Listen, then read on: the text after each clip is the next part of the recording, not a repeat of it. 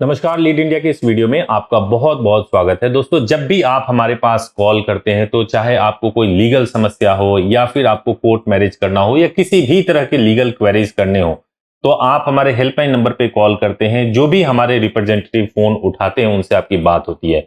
उन्हीं में से एक रिप्रेजेंटेटिव से आज मैं आपको मिलवाऊंगा और वो अपने सवाल पूछेंगे, आपकी तरफ से सवाल पूछेंगे। तो आज मेरे साथ हैं माही खन्ना। माही खन्ना जी, कैसी हैं आप? नमस्कार सर। अच्छा, आपके पास तो बहुत सारे सवाल आते होंगे और हमारे व्यूअर्स जो है वो आपसे जानना चाहते हैं कि क्या सवाल आता है। और माही मैडम है, माही मैडम जो है, आप बहुत बार जब फोन करते होंगे तो ये बताती होंगी कि मैं माही बोल रही हूँ और आपके सवाल आते होंगे। अगर बाद में भी फोन करेंगे तो आपको पता चलेगा कि आपकी बात माही मैडम से हो रही। तो आपके बिहाफ पे आज माही मैडम सवाल पूछेंगी और मैं रेडी हूं। जो भी आपके दिमाग में जो भी सवाल आपके पास हो आप जरूर पूछिए और कोशिश करेंगे कि जो भी व्यूअर्स के, जो लोग इस चैनल को देखते हैं, इतना प्यार करते हैं, उनके सवालों का जवाब भी ठीक तरीके से दे सकें। So thank you so much sir, आज मुझे आपने इस मौका दिया कि मैं अपने जो क्लाइंट्स हैं उनके सवाल मैं आपसे कर सकूं, क्योंकि आप लोगों को मौका नहीं मिलता आपसे डायरेक्टली कांटेक्ट करने का। तो उनके बिहाफ पे हम बैठे हैं ताकि हम उनकी बात आप तक पहुंचा सकें और आप उन्हें डायरेक्टली सारी चीजें कन्वे कर सकें। बिल्कुल बेझिझक आप अपने सवाल। तो जैसे कि आजकल सवाल ज्यादातर चल रहे हैं एज को लेके, कि एज को लेके बहुत ज्यादा इशू आ रहा है कि लड़कियों की एज 21 करी जा रही है, लेकिन जिस तरीके से हम आजकल मैरिजेस करवा रहे हैं अभी 18 ही है। तो लोग असल में ये जानना चाह रहे हैं कि एज बड़ी है या अभी कुछ नहीं हुआ है। मुझे हैरानी हुई, मैं कई कपल से अभी पटना गया था, मैं वहां पर भी मिला तो कई लोग जो आर्य समाज भी हैं और कई पंडित लोग हैं, वो ये तक र्यूमर फैला रहे हैं कि जहां जहां बीजेपी की सरकार है वहां पे लड़कियों की शादी की एज 21 साल हो गई है और जहां पे कांग्रेस के बाकी दलों की सरकार है वहां पे अभी भी 18 साल है। तो इस हद तक र्यूमर अगर फैल जाए तो आप समझिए लोगों का कंफ्यूज होना एकदम जाहिर सी बात है। लेकिन मैं आपको ये बता दूं कि अभी भी लड़कियों की शादी की एज जो है 18 ईयर्स ही है, अभी 21 ईयर नहीं हुआ है। हाँ, ये निश्चित तौर पे है कि इस बिल पे डिस्कशन चल रहा है, अभी जो स्टैंडिंग कमेटी में है उस पे लोग एडवाइस दे रहे हैं। आने वाले दिनों में 21 वर्ष हो जाएगा, इसकी पूरी संभावना है। वो 6 महीने में हो सकता है, 8 महीने में हो सकता है, आने वाले समय में होगा। लेकिन एज ऑफ नाउ अगर कोई भी हमारे दर्शक देख रहे हैं तो अभी लड़की की शादी पूरे इंडिया में सभी स्टेट में 18 वर्ष ही है। 18 वर्ष पूरा हो गया है तो आप लव मैरिज या कोर्ट मैरिज कर सकते हैं। लेकिन जैसे कि आपने कुछ पहले वीडियोस में बताया हुआ है कि अगर किसी प्रकार से 18 साल हो जाती है तो 2 साल तक तब भी वो 18 ही माने जा सकते हैं। हाँ, ये भी बहुत अच्छा सवाल आपने पूछा है कि जो बिल आएगा, जो कानून का रूप लेगा, उसके कुछ प्रावधानों के बारे में बताया था। उसमें यह है कि अगर लड़कियों की शादी की एज 21 वर्ष कर दी भी जाती है तो वह एकदम से लागू नहीं होगा। 21 वर्ष कर दिया तो 2 साल का समय मिलेगा कि 2 साल तक लोग 18 में करें, 19 में करें, 20 में करें, 21 में करें, जिस एज में करना चाहे कर लें। लेकिन 2 साल के बाद 2 ईयर्स के बाद बिल लागू होगा। उसके 2 साल के बाद जब एज 21 वर्ष होगी तभी शादी हो सकती है। तो ये 2 साल का मिलेगा, लेकिन ये कंफर्म्ड नहीं है। ये जब एक्ट आ जाएगा, कानून आ जाएगा, उसके बाद ही क्लियर होगा। लेकिन कुछ लोग इस तरीके से परेशान हैं कि अगर हम 18 होने के बाद मैरिज करते हैं और किसी कारणवश करके वो लागू हो जाती है तो क्या हमारी शादी अमान्य कर दी जाएगी? नहीं, बिल्कुल भी अमान्य नहीं होगी। अगर आज के डेट में जो लॉ हमारे देश में है उसके मुताबिक आपने शादी किया है तो कल कोई भी लॉ आ जाए, कल को कुछ भी, कल को 18 साल के 30 साल का आ जाए तो 18 साल वाली शादी जिसने की होगी वो इनवैलिड नहीं होगी। वो कल का लॉ है। तो अभी जो भी काम होगा वो आज का जो लॉ है उसके हिसाब से होगा। अब इसी प्रकार से इसके लिए थैंक यू। बाकी एक क्वेश्चन एक और था कि जैसे कि हम मुंबई में मैरिजेस कराते हैं, दिल्ली में कराते हैं और यूपी में हमारी सुविधा है, हम यहाँ पे हिंदू मैरिज एक्ट फॉलो करते हैं। लेकिन कुछ लोग का कहना ये है कि जब सारे राज्य में आप कह रहे हैं कि स्पेशल मैरिज एक्ट परफॉर्म होता है तो हम ही क्यों इन 3 राज्यों में ये एक्ट परफॉर्म करवा सकते हैं? मैं बताता हूँ। देखिए, दिल्ली में अगर किसी को स्पेशल मैरिज एक्ट में करना है या कहीं पर भी स्पेशल मैरिज एक्ट में शादी करना है तो स्पेशल मैरिज एक्ट का प्रोविजन ये होता है कि आप पहले अप्लाई करोगे, अप्लाई करने के बाद से यानी एसडीएम के पास में अप्लाई करोगे, अप्लाई करने के बाद से आपको 30 दिन के बाद आपको दोबारा बुलाया जाएगा और उस 30 दिन के बीच में आपके घर पे नोटिस जाएगा। नोटिस के बाद से अगर किसी को प्रॉब्लम है उस शादी से तो ऑब्जेक्शन रेज कर सकता है और फिर अगर किसी ने कोई प्रॉब्लम रेज नहीं किया तब आपको बुलाया जाएगा शादी के लिए। और ये हो वहीं सकता है जहां पे आप रहते हो या आपकी पार्टनर रहती है। तो ये प्रोसेस करना डिफिकल्ट है जो लोग घर से बिना मर्जी, घर वालों के मर्जी के बगैर शादी करना चाहते हैं। क्योंकि घर वाले ऑब्वियसली ऑब्जेक्शन कर देंगे। तो लेकिन फिर भी अगर कोई दिल्ली में करना चाहता है, चूंकि हम लोग दिल्ली में सर्विस दे रहे हैं, मुंबई में करना चाहते हैं, पुणे में करना चाहते हैं, बिहार में पटना में करना चाहते हैं, झारखंड में करना चाहते हैं, गाजियाबाद में करना चाहते हैं, इन सभी जगहों पे स्पेशल मैरिज एक्ट में शादी कराई जा सकती है। कंडीशन सिर्फ एक है कि घर पर नोटिस जाएगा। तो आप ये देख लो कि घर पे नोटिस जाएगा तो कैसे हैंडल होगा। अब यहीं पे कुछ लोग क्या करते हैं, कुछ लोगों के पास जाएंगे शादी का, वो कहते हैं नोटिस आपका रुकवा देंगे। नोटिस कैसे रुकवा देंगे? वो तो ऐसा नहीं है कि नोटिस आप क्या करेंगे, वो पेज फाड़ दिया या फिर ऐसा कर दिया कि पोस्टमैन से बात कर लिया, वो एक मैनेज करने वाली चीज हो गई। तो हम इलीगल चीजों को नहीं प्रमोट करते। हम ये नहीं कहते कि भाई हम नोटिस रुकवा देंगे, कहीं नहीं रुका तो घर पहुंच गया तो आपकी लाइफ खराब हो गई। तो इसलिए हम इस बात को बहुत एम्फेसिस नहीं करते कि आप जहां वहां पे करवा देंगे या नोटिस रुकवा देंगे, ये हम नहीं करते। Thank you. इसके जुड़े एक सवाल और है कि जैसे कि हम इन एक्ट में मैरिज करवाते हैं, ठीक है, तो इसमें कहा जाता है कि डिजिटल सिग्नेचर शो नहीं करता है। तो लोग कहते हैं कि अगर डिजिटल शो नहीं करा तो फिर तो मान्य हुआ नहीं, तो हम स्पेशल मैरिज एक्ट क्यों ना करें?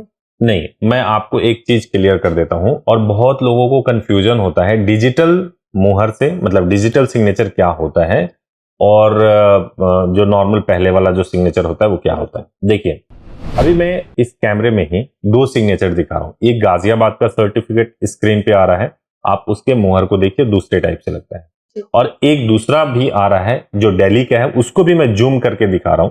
ये भी आप देख लीजिए, इसको डिजिटल सिग्नेचर बोलते हैं। डिजिटल सिग्नेचर का मतलब ये होता है कि सिग्नेचर को वेरीफाई किया जा सकता है, जिसने साइन किया है उसको वेरीफाई किया जा सकता है।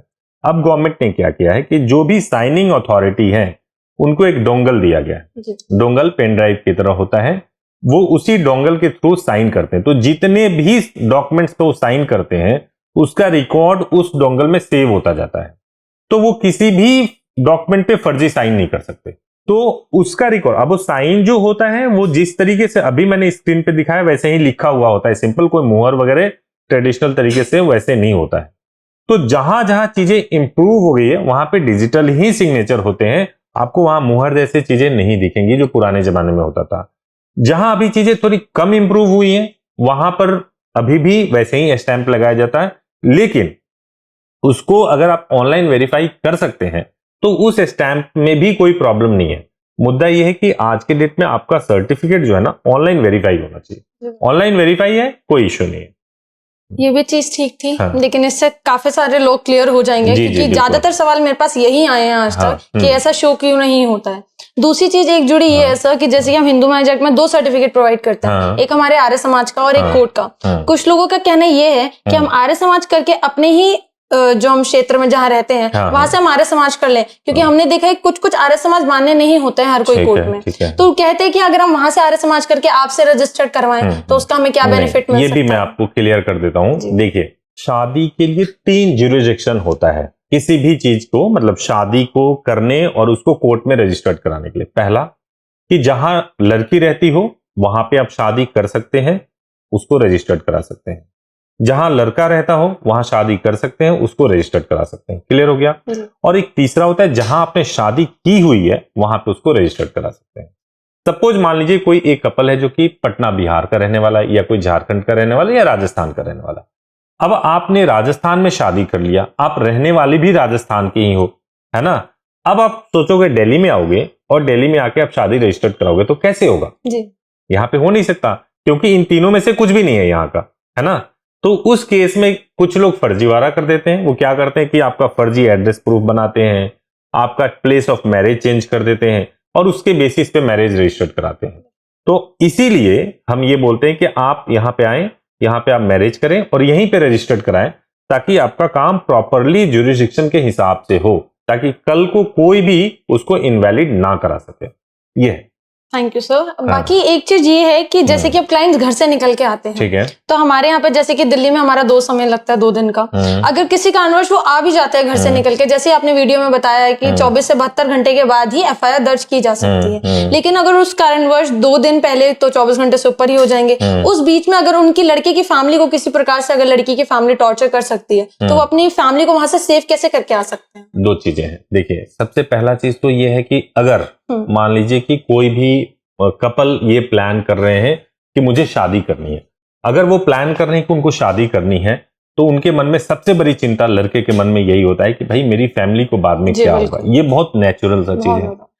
दो चीजें हैं, आप शादी कैसे कर पा रहे हो? इसीलिए कर पा रहे हो क्योंकि लॉ अलाउ कर रहा है, हमारा कॉन्स्टिट्यूशन अलाउ कर रहा है। जब लॉ और कॉन्स्टिट्यूशन अलाउ कर रहा है तो पुलिस आपको सपोर्ट करेगी उस काम के लिए। तो अगर कोई लड़का या लड़की अगर वो घर से आ रहे हैं और उनको अपने पेरेंट्स की चिंता है, तो उनको एक ही बात बतानी है कि हम दोनों बालिग हैं, हमारा राइट है शादी करने का। लड़का अपनी फैमिली को बताए, अगर हमारे पीछे हमारे जाने के बाद अगर कोई व्यक्ति आता है, आपको धमकी देता है, गाली गलौज करता है, तो पहला काम करें कि वीडियो रिकॉर्ड करें, और दूसरा काम ये करें कि पुलिस थाने में उसका कंप्लेन कर दें। अगर कोई लोकल पुलिस थाने वाला नहीं सुन रहा है तो आप एसपी ऑफिस में जाकर के कंप्लेन कर दें। अगर कंप्लेन की ड्राफ्टिंग करवानी हो तो हमसे ड्राफ्टिंग करवा ले, हमारे एक्सपर्ट ड्राफ्ट कर देंगे और उसको भी हैंडल कर लेंगे, तो उसमें भी कोई इश्यू नहीं है। पहला चीज तो ये हो गया। दूसरा जो चीज है कि अब वो आगे हमारे पास मैरिज कर लिया, मैरिज करने के बाद से ये लगता है कि यार अब शादी तो कर ली है, ठीक है, अभी भी फैमिली को धमकाया जा रहा है, तो उसके लिए इंटीमेशन लेटर है प्रॉपरली। क्योंकि लड़की वाले क्या करते हैं कि लड़की वाले सबसे पहले जाते हैं पुलिस थाने में और झूठ बोलते हैं। वो कहते हैं कि मैं जानता हूं कि लड़का किडनैप करके लेके गया है।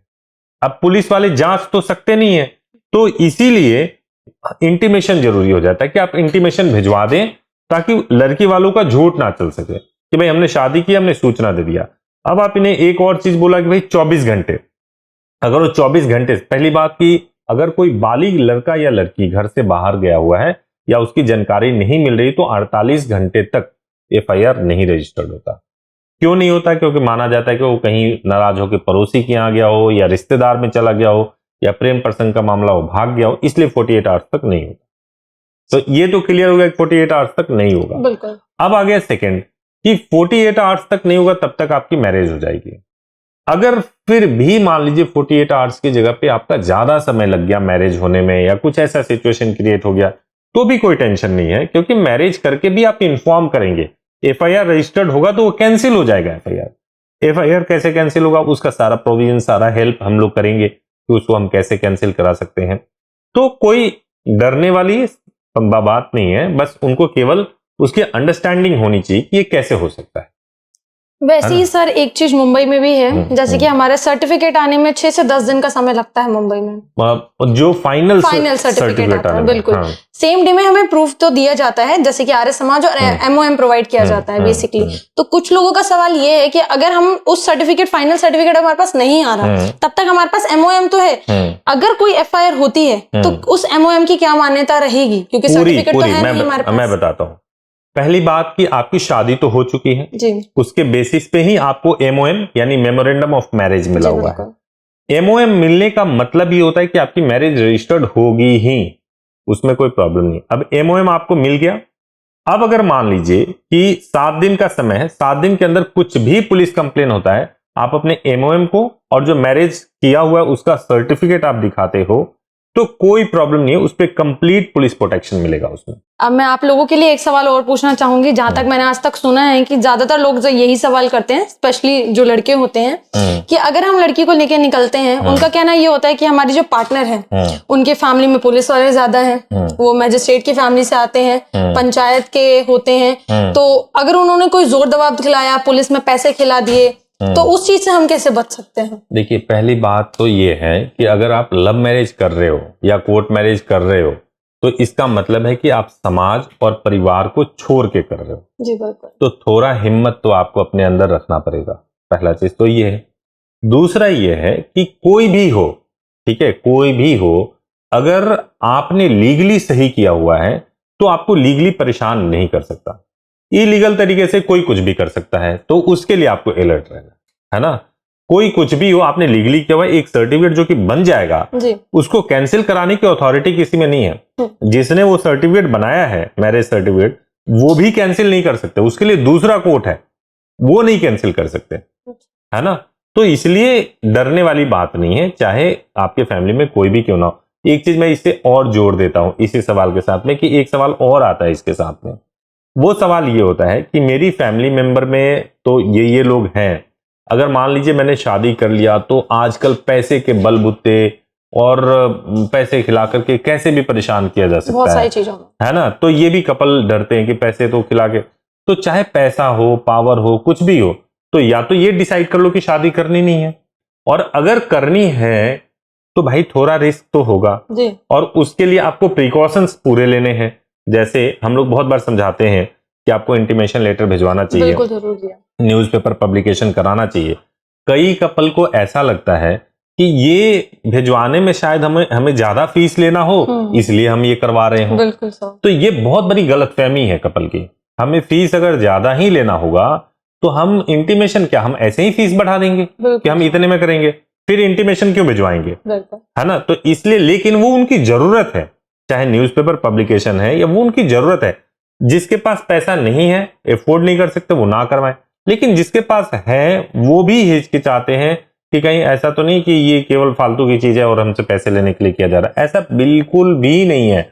आप, ये जरूरत है तभी हम आपको बता रहे हैं, और उस पर आपको अमल करना चाहिए। अगर आप फाइनेंशियली स्ट्रांग है तो बिल्कुल अमल करना चाहिए। ऐसे तो सर मेरे को बहुत ज्यादा कंप्लेंट्स भी आती हैं। क्या बताइए? कि मैं हर स्टेट में, हम सर शादी हो सकती है, तो हम भी आगे से कहते हैं कि ठीक है। तो जब लोग, हमें और भी एडवोकेट हैं आप लोगों की तरह, तो कहते हैं कि नहीं, हम आपका 8,000 में हो जाएगा, 10,000 में हो जाएगा, आप कर लीजिए, कोई दिक्कत नहीं आएगी। तो कंप्लेंट ये आती है कि अगर आप लोग इस फीस में वो करवा रहे हैं तो आप क्यों नहीं, आपकी फीस में ऐसा फर्क असल में है क्या? अच्छा, कि हम ऐसा क्यों लेते हैं? ठीक है, मैं आपको एक सवाल पूछ रहा हूँ जी, कि हम भी ये काम कराते हैं, हमें फीस मिलता है, हमें भी मालूम है कि कोई 8,000 में करा रहा है, तो हमें भी अपना फीस 8,000 में कर देना चाहिए, क्योंकि 8,000 में अगर कर देंगे तो कितने सारे लोग आने लेंगे, बहुत ज्यादा। वो सारे लोग जो कि दूसरी जगह जा रहे हैं वो सभी लोग हमारे पास आ जाएंगे, है ना। लेकिन हम फिर भी 8,000 में नहीं करते। क्यों नहीं करते 8,000 में? क्योंकि हो ही नहीं सकता वो, क्योंकि वो 8,000 में हो ही नहीं सकता। क्यों नहीं हो सकता है? आप मैरिज कर रहे हो, मैरिज का रजिस्ट्रेशन करा रहे हो, दूसरे लोग जिनके पास लोग नहीं जा रहे हैं, उनकी कोई क्रेडिबिलिटी नहीं है, कोई पहचान नहीं है, वो किसी को बुलाने के लिए एक ही तरीका है कि सामने वाले को लालच दो कि हम कम पैसे में तुम्हारा करा देंगे। आप वहां पहुंच जाओगे, वो पहले आपसे कुछ पैसे ले लेंगे और फिर आपका कान पकड़ के ऐंठना शुरू करेंगे कि अब ये भी दो, अब ये भी दो, अब ये भी दो। तो ये चीज यहां नहीं होता है। अब मैं आपको मिलवा रहा हूं, आपसे कल को कोई ट्रायल के लिए भी फोन करके मुझे माही मैडम से बात करना है, ठीक है, बात कर सकता है ना। इतना ट्रांसपेरेंट है हमारे ऑफिस में बैठ करके, जब कपल आएंगे तो इसी सोफे पे बैठ करके बात भी करेंगे, है ना।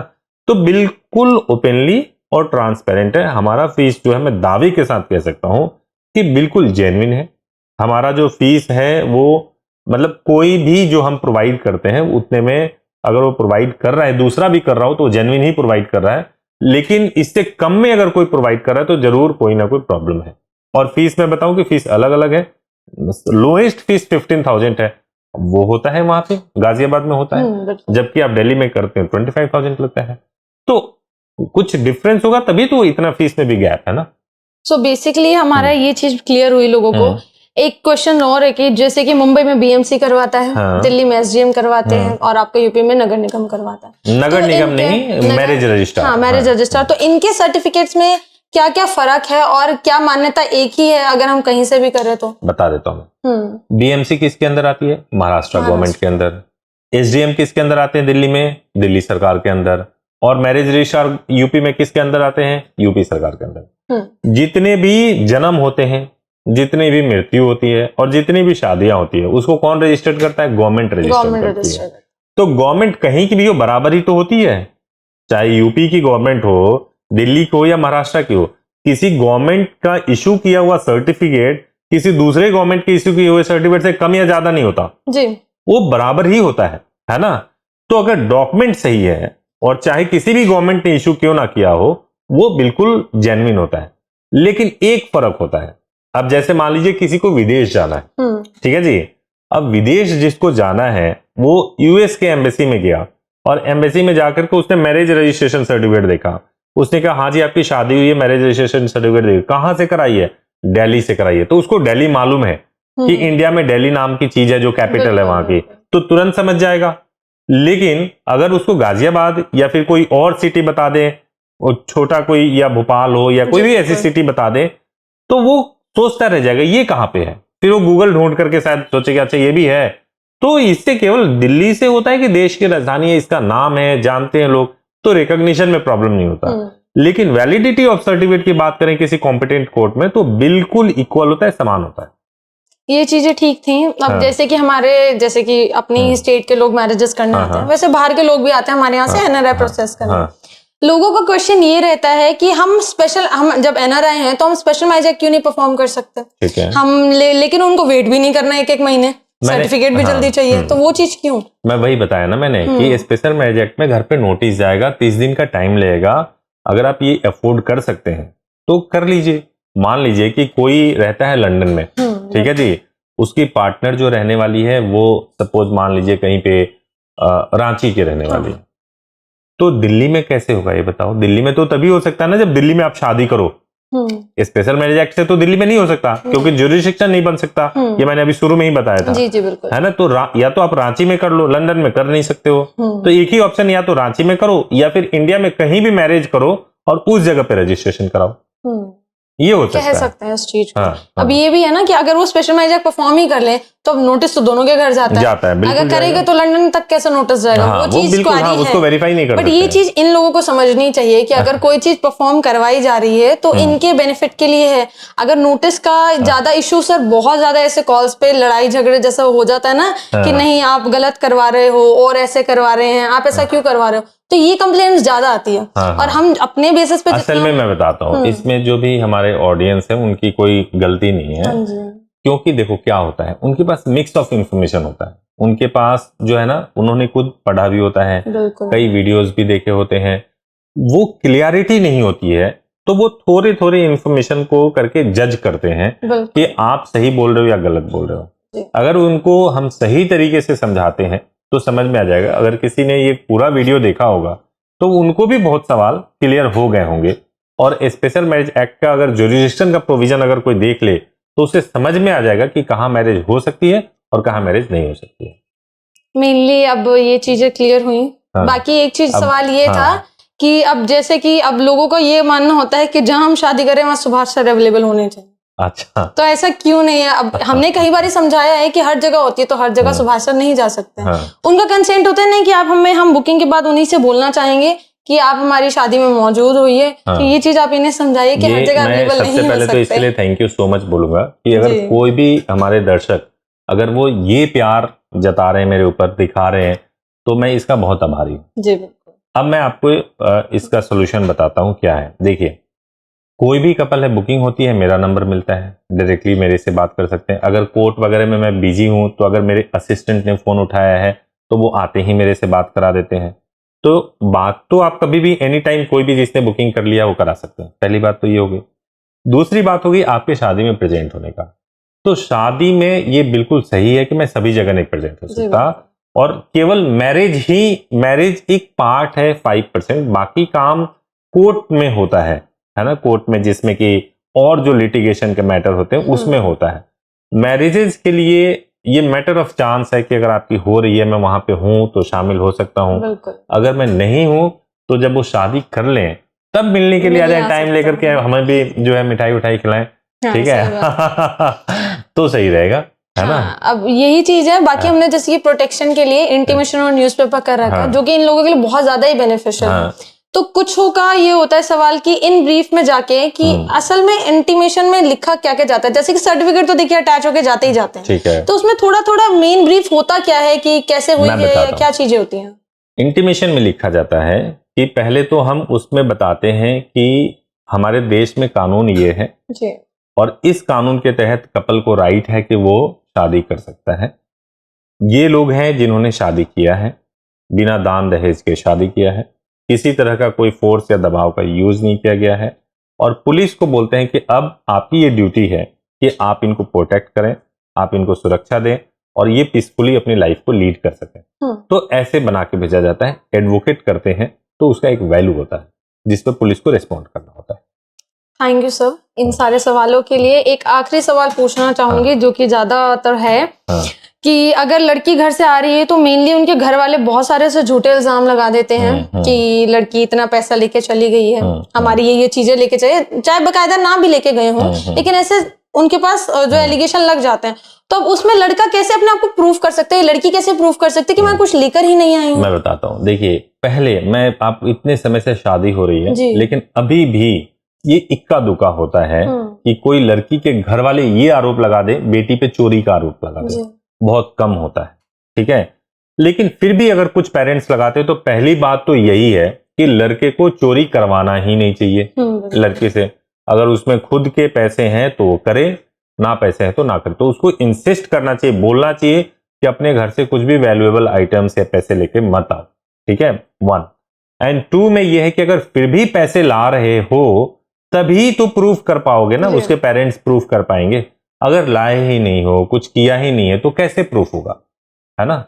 तो इसलिए उसमें डरने घबराने की बात नहीं हो, और मेरा नंबर रहेगा, बात कर लेंगे, और कुछ सिचुएशन होगा तो उसको हैंडल कर लेंगे। एक लास्ट क्वेश्चन और है सर। जी जी पूछिए। कि बुकिंग का असल में फायदा क्या है, इन लोगों को वो चीज समझा दीजिए कि बुकिंग कहते हैं कि नहीं हम शादी करना है तो हम एक दिन पहले आके बुकिंग करवा देंगे, तो ये चीज होती है कि उस टाइम स्लॉट मिल पाए या कोई चीज ऐसी हो कि हम डॉक्यूमेंट्स ना चेक कर पाए इन लोगों के, और वहां पे जाके इनको तकलीफ आए किसी तरीके से, तो वो हम नहीं चाहेंगे। अच्छा मुझे एक चीज बताइए, सपोज मान लीजिए कि आप अपने घर में हो, हाँ जी, ठीक है, और आपको बिना बताए 15 लोग आ जाए और बोले कि आज दिन भर हमें आपके साथ रहना है, खाना है, पीना है, आप परेशान होगे या नहीं होगे? बिल्कुल होंगे, है ना।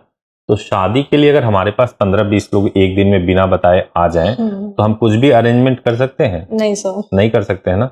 तो बुकिंग से सबसे पहले इसलिए कराया जाता है ताकि डॉक्यूमेंट्स को चेक करें। बिल्कुल। दूसरा चीज ये है कि आपने जो एक्सपेक्टेड टाइम दिया है उसके लिए हम मेंटली तैयार रहें। तीसरा चीज कि कुछ डॉक्यूमेंट्स बनते हैं उसको बना करके रखें। चौथा चीज ये है कि अगर हमें रीशेड्यूल भी करना हो तो हमें मालूम हो कि हम जैसे किसी आज मान लीजिए 13 तारीख को 5 लोगों ने डेट दिया हुआ है शादी के लिए, अब 13 तारीख को 5 ने तो शादी की डेट दी हुई है, 2 ने कहा कि मैं 15 को करूंगा, तो वैसे ही 2 का खाली हो गया, अब 13 को हो सकता है। हाँ। तो वो स्लॉट को मैनेज करने में इजी होता है।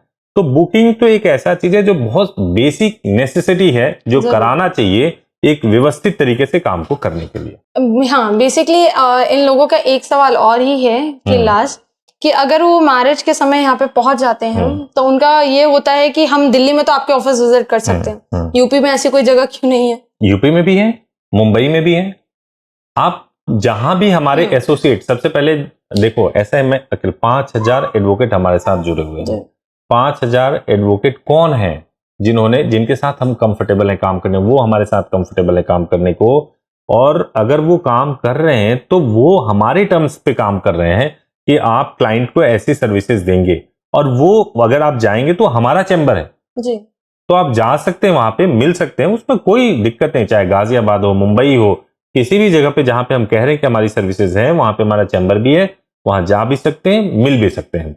दिल्ली में आके मिलने से फायदा ये होगा कि यहाँ पर मेरे से भी मुलाकात हो सकती है, आपसे भी हो सकती है, जो भी ऑफिस में जो जिनको वो देख रहे हैं, जिनके ऊपर उनका विश्वास है, उनसे मुलाकात हो सकती है, तो थोड़ा कॉन्फिडेंस उनका और ज्यादा होगा, इंस्टेड ऑफ कि उन जगहों पे जहां पे हम लोग नहीं मिल सकते हैं या कम मिल सकते हैं।